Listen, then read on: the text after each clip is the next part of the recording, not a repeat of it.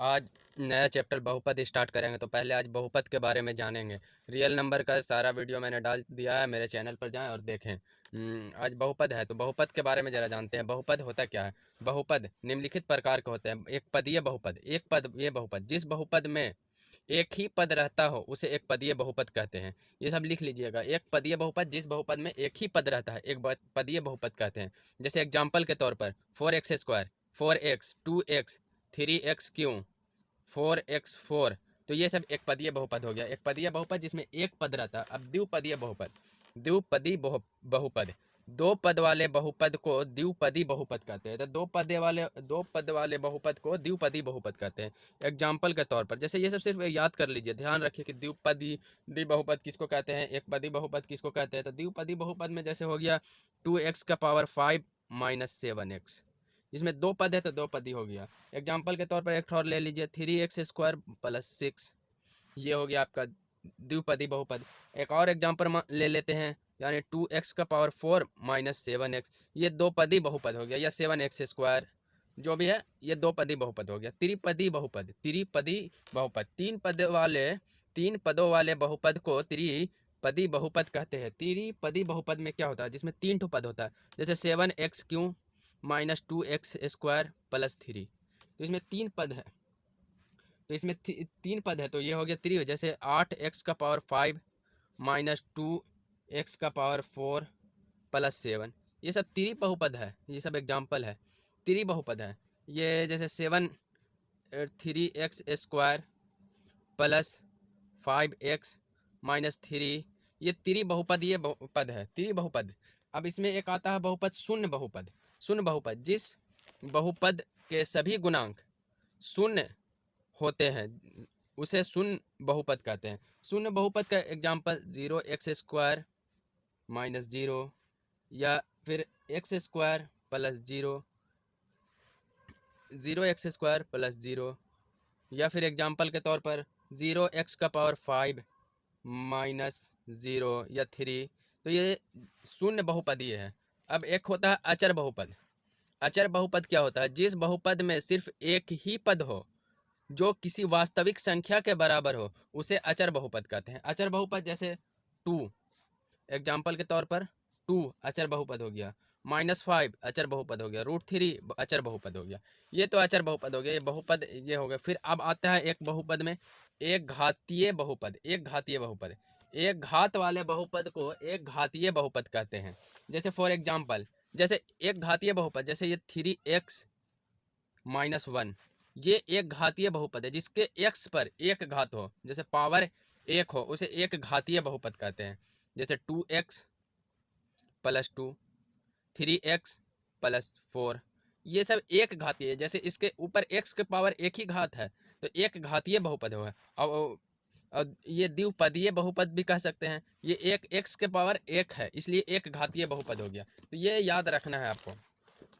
अब इसमें आता है द्विघातीय बहुपद। दो घात वाले बहुपद को द्विघातीय बहुपद कहते हैं। तो दो घात किस पे होता है? एग्जाम्पल के तौर पर जैसे x² + x + 1, ये दो घातीय बहुपद हो गया। या x² + 1, ये भी दो घातीय बहुपद हो गया।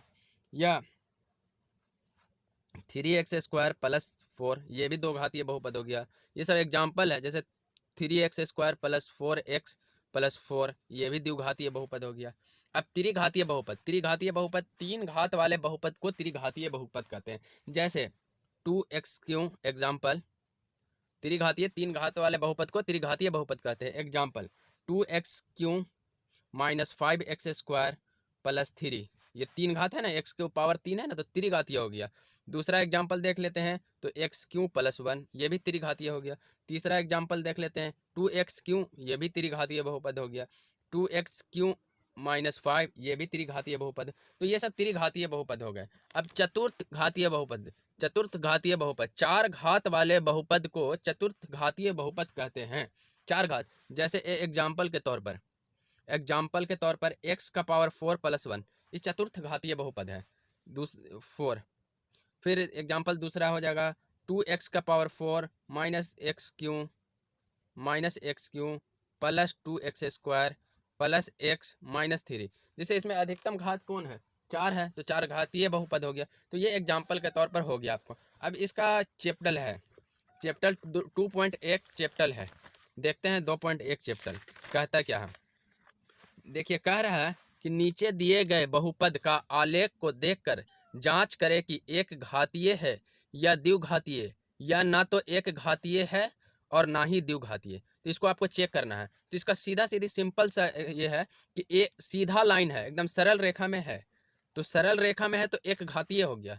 जैसे सीधा सरल रेखा है तो पहला एक घातीय हो गया, दूसरा भी सरल रेखा सीधा है तो ये द्विघातीय होगी, एक घातीय हो गया। सरल रेखा है तो एक घातीय हो गया। जैसे इसमें सीधा सरल रेखा है ना तो ये एक घातीय हो गया। इसमें भी देखिए सीधा सरल रेखा है तो ये भी एक घातीय हो गया। अब देखिए इसमें घुमा हुआ है तो इसको कहेंगे क्या, द्विघातीय बहुपद कहेंगे। इसको द्विघातीय बहुपद कहेंगे। इसका क्या कहेंगे, द्विघातीय बहुपद। देखिए ये भी ऐसे घुमा हुआ है तो जो जो घुमा हुआ रहेगा, गोल टाइप का रहेगा, वो द्विघातीय बहुपद है, और जो सीधा रहेगा वो एक घातीय बहुपद है। समझ में आया। एक घातीय बहुपद सरल रेखा में जो रहेगा ना वो सीधा सरल रेखा में है तो एक घातीय बहुपद कहलाएगा। सरल रेखा में एक घातीय बहुपद कहेगा। और ये परवल है, परवल यानी ऐसे उल्टा यू या ऐसे यू, तो ये द्विघातीय बहुपद हो गया। ये भी द्विघातीय बहुपद हो गया। अब जैसे देखिए ये क्वेश्चन नंबर पांचवा नंबर क्वेश्चन, ना ये सरल रेखा में है ना ये परवल है, ये ऐसे ऐसे है तो ये भी, ये ना द्विघातीय है ना एक घातीय है। ये भी सरल रेखा में नहीं है क्योंकि ये भी ऐसे बना हुआ है तो ये भी ना एक घातीय है ना द्विघातीय है। ये भी ना एक घातीय है ना द्विघातीय, ये भी ना एक घातीय है ना द्विघातीय। तो देखिए आंसर में हमने पहले ही बताया। देखिए पहला एक घातीय बहुपद है, दूसरा भी एक घातीय बहुपद है।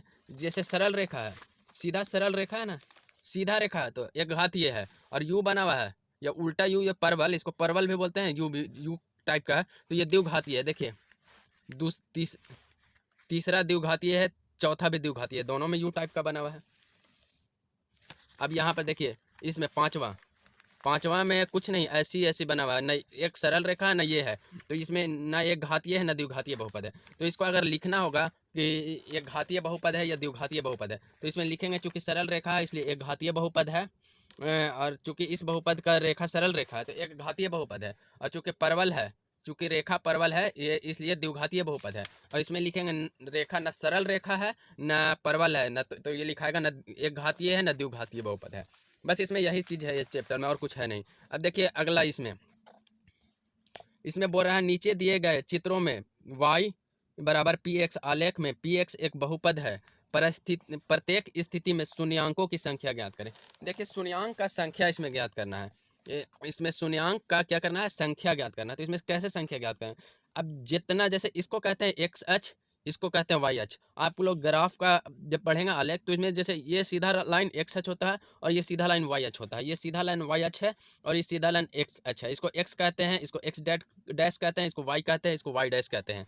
तो देखिए जब इसमें पूछ रहा है कि शून्यांकों की संख्या ज्ञात करें तो ये जो लकीर है ना, एक्स पर जितना बार टकराएगा, काटेगा, एक्स को जितना जगह पे काटेगा उतना उसका शून्यांक होगा। जैसे दूसरा नंबर क्वेश्चन, दूसरा का पहला क्वेश्चन है, इसमें देखिए एक्स के जगह पर काट रहा है, एक्स यहाँ कट रहा है, एक्स यहाँ कट रहा है, तो एक जगह कट रहा है, दो जगह कट रहा है, तो इसका शून्यांक 2 होगा, शून्यांक 2 होगा। अब दूसरा देखिए, दूसरा में अब देखेंगे एक्स यहाँ कट रहा है, फिर यहाँ एक्स कट रहा है, ये एक्स अक्ष पे काट रहा है ना, यहाँ काट रहा है, फिर एक्स अक्ष यहाँ काट रहा है, तो इसका शून्यांक क्या होगा, दूसरा का शून्यांक होगा 3 शून्यांक होगा, 3 शून्यांक। अब तीसरा नंबर क्वेश्चन देखते हैं। तीसरा नंबर देखिए यहाँ से ऐसे चला, इस सिर्फ एक अक्ष पे काटा तो इसका 1 शून्यांक होगा, यहाँ नहीं काट रहा। अब यहाँ देखिए, यहाँ से ऐसे चला, ये यहाँ पे एक जगह पे काट रहा है तो 1 शून्यांक होगा।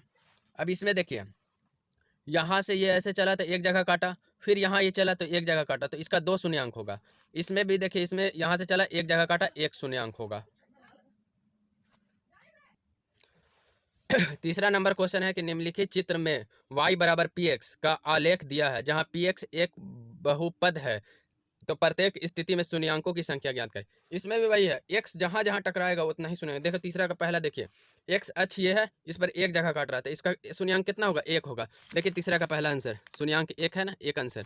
अब ये देखिए x अक्ष पर कई जगह काट रहा है, यहाँ काटा, फिर यहाँ x अक्ष ये है तो यहाँ काटा तो एक शून्यांक, दो जगह काटा तो दो शून्यांक। वाई पे नहीं काटेगा, वाई का नहीं बोल रहा, एक्स पर सिर्फ पूछेगा तभी शून्यांक होगा।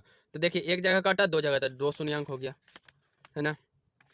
अब देखिए तीसरा नंबर क्वेश्चन। तीसरा नंबर क्वेश्चन में क्या है, तीसरा नंबर क्वेश्चन में ये एक जगह काटा, फिर यहाँ से गया दो जगह काटा, फिर एक्स अक्ष पर तीन जगह काटा, फिर ये चार जगह काटा। तो इसका शून्यांक का संख्या कितना होगा, चार होगा।